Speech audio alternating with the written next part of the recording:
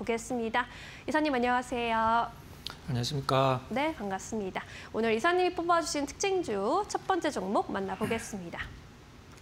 네, 원익홀딩스 살펴보도록 하겠습니다. 지난주에 금요일장에서 상한가로 마감을 했는데 오늘도 급등하는 흐름 이어지고 있습니다. 로봇 관련 모멘텀 강하게 받아가고 있는데 원익홀딩스 앞으로 전망 어떻게 보실까요? 네, 오늘 시장 안 좋은 가운데에서 몇몇 개 로봇 기업들이 이제 시장 대비해서 상당히 좀 강세를 보여주고 있는 상황인데요. 원익홀딩스도 이제 비상장 자회사죠. 이제 원익 로보틱스 관련된 모멘텀이 주가를 좀 끌어올리고 있는데. 사실 원익홀딩스 하면 과거에는 굉장히 좀 재미가 없고 그냥 사면은 원익 IPS를 사지 누가 원익홀딩스를 사냐 이렇게 좀 약간 취급을 당했던 회사긴 한데 이 엄밀히 얘기해서 올해 초 이제 1월 첫 거래 가격이 2,000원대였었거든요. 지금 현재 근데 22,000원이 넘어서 거의 10배거에 가까운 지금 어떤 상승률을 보여주고 있는데 굉장히 좀 조용하게 움직이다가 최근에 급등세를 좀 나타내주고 있죠. 우리나라 로봇 기업들 오늘 나쁘진 않습니다만 어떤 종목에 대한 어떤 개별적인 모멘텀보다도 이제 해외에서 발생되는 로봇에 대한 좀 관심도가 높아가니까 우리나라 로봇 기업들도 좀 안 좋은 장에서 좀 파이팅이 좀 나와주고 있는 상황인데요. 한번 원익홀딩스 그리고 원익홀딩스 안에서 원익 로보틱스 관련 모멘텀 한번 좀 살펴보도록 하겠습니다. 네. 일단 원익 로보틱스 같은 경우는 이제 뭐 메타로 이제 대변될 수 있거든요. 메타와 같이 이제 로봇8을 이제 공동 개발을 좀 했는데 메타 말고도 이제 AMD, IBM들과도 이제 로봇과 관련돼서 협업을 하고 있는 상황인데 일단 5세대 로봇 손이죠. 이제 핸드, 알레그로 핸드, V5 유럽 인증 획득을 했는데 이 메타가 두 개의 기업과 이 로봇 8을 같이 공동으로 개발을 하고 있는데 그 두 개 기업 중에 하나가 바로 우리나라에 있는 원익홀딩스 안에 있는 원익 로보틱스죠. 그래서 지금 주가 상승이 그것을 반영을 하고 있는 상황인데 이거는 이제 엔비디아도 지금 뭐 피지컬 AI에 대한 관심이 상당히 높기 때문에 엔비디아도 이 원익 로보틱스의 팔을 사서 연구를 좀 진행을 하고 있다라고 해요. 그런 모멘텀들이 원익 로보틱스의 어떤 기술력을 좀 반증하는 부분이 있다라고 보시면 될 것 같은데 지난주 금요일 그리고 오늘 급등세를 나타내는 재료는 이제 제가 지금 말씀드린 바로 이 부분이죠. 소프트뱅크가 이제 스위스, 아세아 브라운, 보벨이 로봇 사업을 인수를 했다. 그러니까 뭐 우리나라 로봇 기업들과는 아무 상관이 없죠. 근데 해외 유명 기업들이 로봇에 대한 관심도가 높아졌다라는 것을 이제 나타내는 거니까 로봇들이 관심을 받고 있는데 보통 ABB라고 표현하는 아세아 브라운, 보벨이 굉장히 좀 낯선 기업이죠. 작은 기업은 아닙니다. 직원도 한 뭐 15만 명 정도 있는 큰 기업인데 네. 보통 전력, 그다음에 자동화 기기, 로봇 이런 이제 세 개의 어떤 큰 부분을 운영을 하는 기업들이 그 중에서 로봇을 이제 소프트뱅크한테 매각을 했다라고 보시면 될 것 같아요. 잠깐 차트 보면서 말씀드려보도록 하겠습니다. 자, 자세한 차트를 보기 전에 월봉 차트를 잠깐 보면 올해 이제 월봉 차트거든요. 지금 보여드리는 부분이 올해만도 얼마나만큼 올랐는지 이제 눈으로 실감할 수 있는 게 바로 월봉 차트인데 위쪽 방향을 이제 거의 역사적인 신고가를 계속 갱신해 나가고 있기 때문에 위에서 무슨 뭐 저항선이나 지지선이 없어서 얼마만큼의 목표 주가를 산정을 해야 되는지는 지금으로서는 솔직히 좀 불가능한 상황이고 수급으로 다만 좀 본다라고 하면 기관 투자자는 사실 지금 이 원익홀딩스에 관련된 매매를 거의 하지는 않습니다. 근데 네. 외국인들 같은 경우는 지난주 금요일 날 100만 주가 훨씬 넘는 주식을 좀 매수를 했다가 오늘은 좀 일정 부분 차익 실현을 하는 듯한 모습을 보여주고 있는데 위에서 그렇게 많이 밀리지는 않죠. 일단 이 로봇 관련주는 사실 우리가 보통 바이오를 얘기를 할 때 바이오주에서 누가 실적을 뭐냐라고 얘기를 많이 하잖아요. 근데 저는 좀 약간 다른 생각이긴 합니다. 이제 로봇 관련주들은 실질적으로 성장을 하고 있는 기업들이 있어요. 매출도 늘어나고 영업이익도 좋아하는. 물론 우리나라에는 극소수긴 합니다만은 일단 AI에서 지금 피지컬 AI 쪽으로 시장의 어떤 무게 중심이 좀 약간 옮겨가고 있는 상황이기 때문에 포트에 로봇주 하나 정도는 편입해 놓으시는 게 상당히 좋은 전략이 아닐까라는 생각을 좀 하고 있습니다. 네, 원익홀딩스 비롯해서 로봇주 관련 전망 도와주셨으니까요. 잘 참고해 보시기 바랍니다. 자, 이번엔 두 번째 특징주 살펴볼까요? 어떤 종목 골라주셨나요? 오이솔루션. 이 종목도 지난주 금요일에 크게 급등했는데 오늘도 10% 가까이 올라주고 있습니다. 시장에서 통신 장비주가 다시 좀 주목을 받는 분위기인데 어떻게 해석을 해봐야 될까요? 네, 오이솔루션. 우리가 보통 뭐 통신 장비주들 대장이라고 하면 보통 뭐 KMW를 많이 꼽잖아요. 근데 네. 오늘은 KMW가 움직이진 않는데 오이솔루션이 이제 독자적인 어떤 행보를 주가에서 보여주는 것을 보면 이제 뭐 전반적인 뭐 5G, 6G 이런 통신주들의 묻어가는 흐름이 아니라 오이솔루션 자체의 어떤 모멘텀이라고 보는 게 맞겠죠. 최근에 오이솔루션의 독자적인 모멘텀이 몇 개 상당히 좀 괜찮게 나왔죠. 한번 좀 살펴보도록 하겠습니다.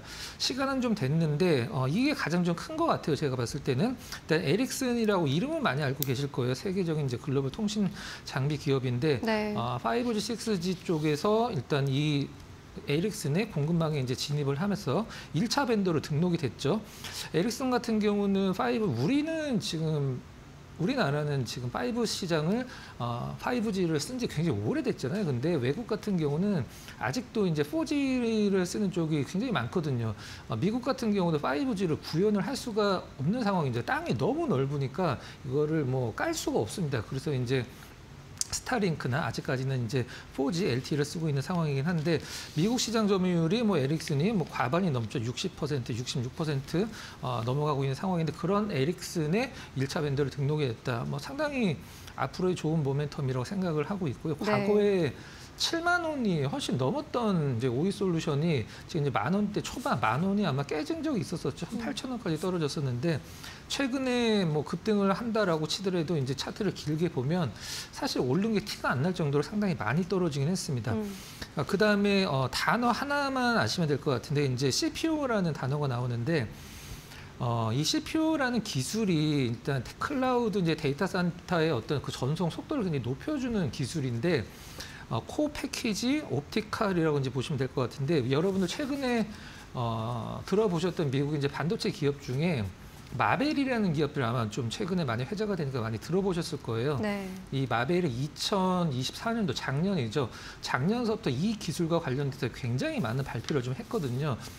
그렇기 때문에 이 오이솔루션의 이 CPU 관련된 기술이 일단 뭐 최근에 모멘텀이 좀 되고 있는 것 같은데 오이솔루션은 원래 뭐 하는 기업이냐면 이 광학 트랜시버 만드는 기업이죠.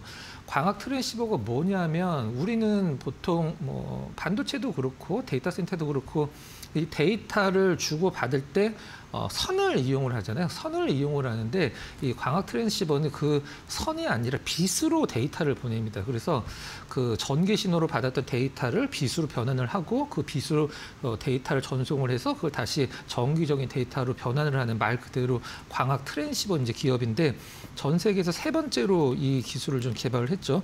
아직까지는 뭐 하락을 마무리를 하고 위쪽으로 100% 턴을 했다라고 이제 말씀드리긴 좀 힘들긴 합니다만은 이제 라이다 관련된 부분, 자율주행 여러 가지 모멘텀이 상존해지고 있는 상황에서 나름대로 안 좋은 시장에서 이제 고가권에서 굉장히 좀 손실이 크신 주주분들이 굉장히 많은 기업이거든요. 2차 전지와 마찬가지로. 근데 최근의 흐름은 일단은 저점을 확실히 좀 잡아가는 흐름이다라는 평가를 좀 할 수가 있고 네. 차트 잠깐 보면서 말씀드려보도록 할까요?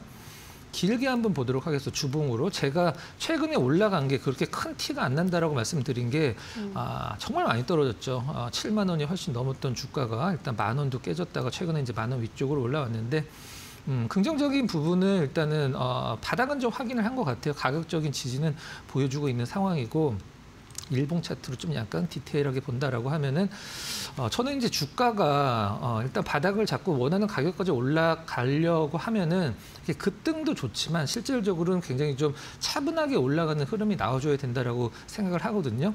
일단 모멘텀 좋고 재료도 굉장히 좋지만 최근에 어떤 반등은 너무 많은 큰 거래량을 동반을 했기 때문에 네. 차익 실현 물량도 좀 나올 가능성이 높다. 이렇게 한번 판단을 해보도록 하겠습니다.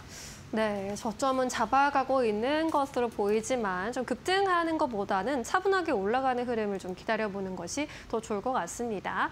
자, 이렇게 오늘의 두 가지 특징주들 만나봤고요. 이번엔 오늘의 포착 종목 여쭤보도록 할게요. 다시 돌아온 월요일 어떤 종목 주목하고 계십니까?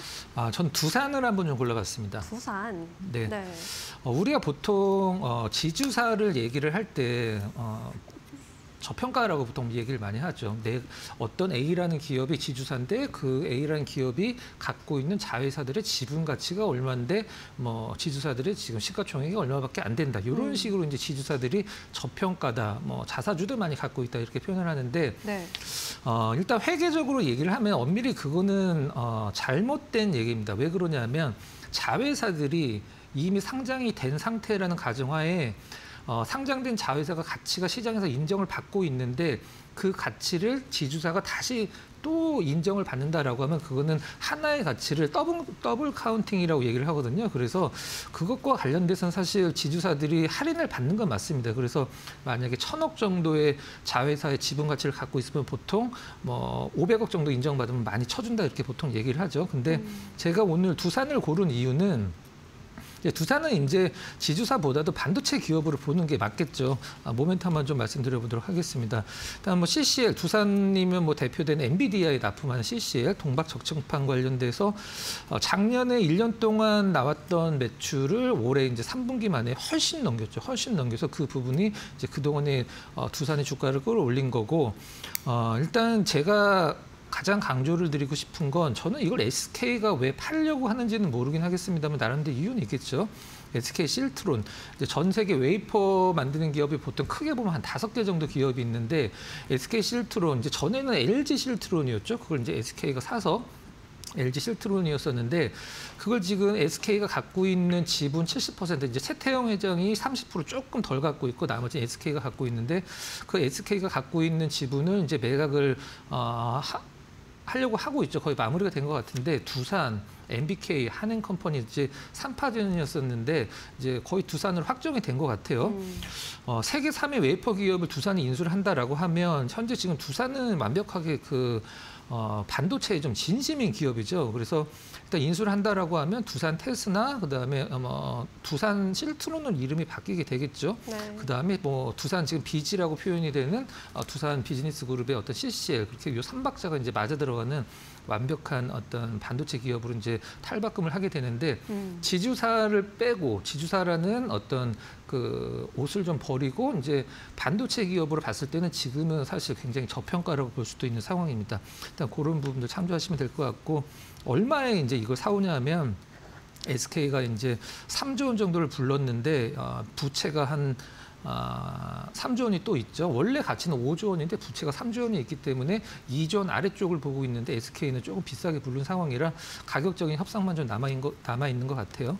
오늘 일단 차트는 이제 뭐 한 4달 정도 횡보하고 있는 구간이라 특별히 뭐 개인적으로 한번 살펴보시면 될 것 같고 나름대로 안 좋은 시장에서 뭐 견조한 조정을 거치고 있는 상황이라 앞으로 두산의 반도체 쪽으로 행보 한번 뭐 관심 있게 지켜볼 필요가 있다 이렇게 판단을 해서 포착 종목을 한번 쭉 골라봤습니다. 네, 목표 주가는 어디까지 보는 게 좋을까요? 네, 지금 가격이 58만 한 4천 원 정도 되죠. 58만 4천 원인데 그냥 59만 원 이하면은 그냥 좀 러프하게 나름대로 괜찮다라고 생각을 하고 있고 목표가는 한 70만 원, 손절 가격은 저점이라고 할 수 있는 한 53만 원으로 한번 설정을 해보도록 하겠습니다.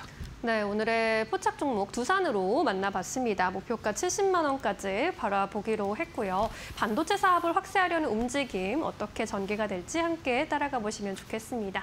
오늘은 여기까지 이야기 들을게요. 자세한 설명 고맙습니다.